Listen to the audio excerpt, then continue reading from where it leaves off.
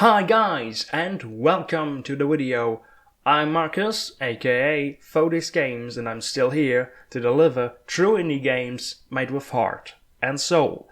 And today, I will answer the question if developers play their own games and if they have fun playing them. So stay tuned, get ready, and let's go!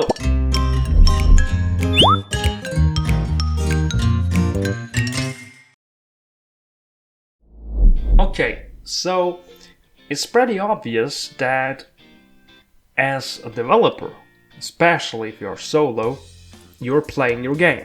I mean, I play it all the time when I'm developing.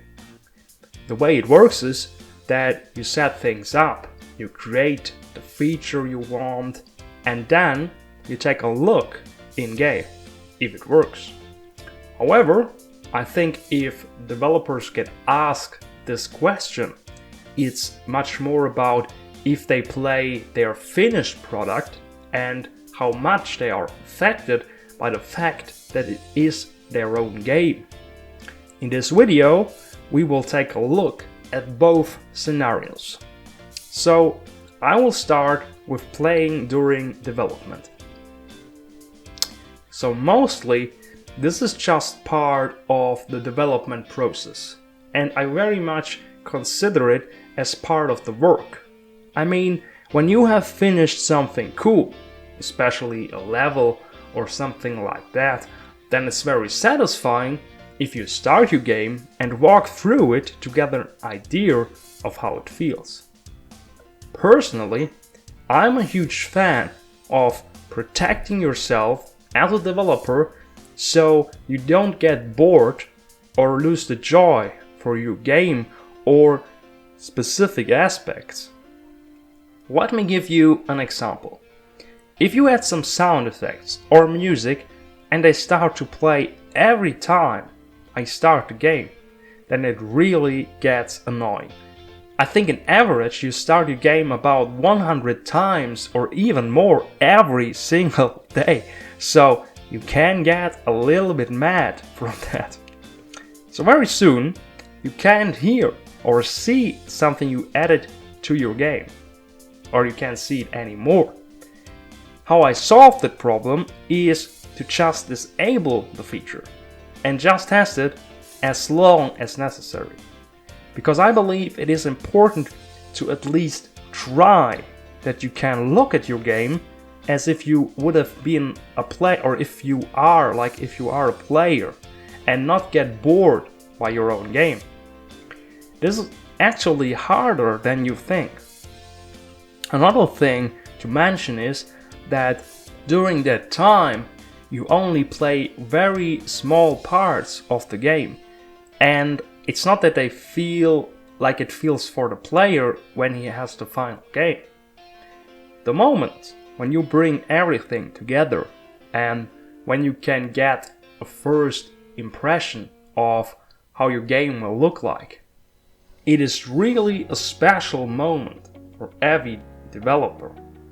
That is the magic moment when you can see what you have worked on for so long. Okay, let's get to the other scenario, playing your game as a developer after release. So, I think it depends on the game, but in general I can say, yes, I actually play my games. The point is, so far, the games I made are rather simple, and if you develop such a simple game for such a long time, it's not a wonder that you are not very excited to play it. I mean, there is nothing for me to achieve in a game. However, I remember that I actually felt like playing it 1 or 2 times and I fired it up just because I wanted to. I think you need some distance from your game once you released it to be able to play it, like you guys out there do, so that I have the same kind of experience. A little different example I have for this is that more than a year ago or so, I wrote a story, and a few weeks ago I read that story again, and I had a lot of fun with it. I was pretty amazed that I actually forgot a lot of things of what happened, and therefore I was like if I hadn't even wrote the book. And the same thing applies to my games. It's really a great experience when I play my own games after a while to see how they felt. Mostly, what's funny is that in my memory, they mostly seem worse than they actually are. Every time I pick up an old game of mine and play it, it's like, hey, they were actually not that bad.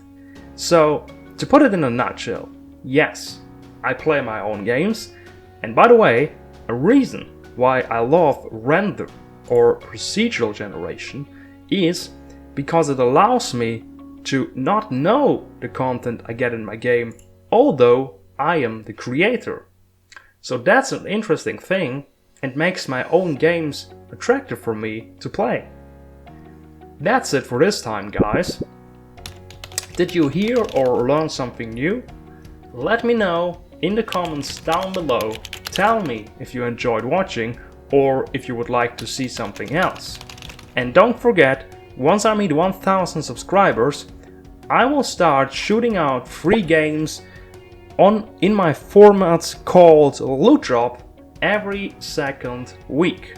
So if you like the channel, if you like me, if you want to follow the whole development, consider leaving a subscription, and if you don't like it, just don't go away, search for another channel, it's alright, okay? So as always, enjoy your day and stay cool.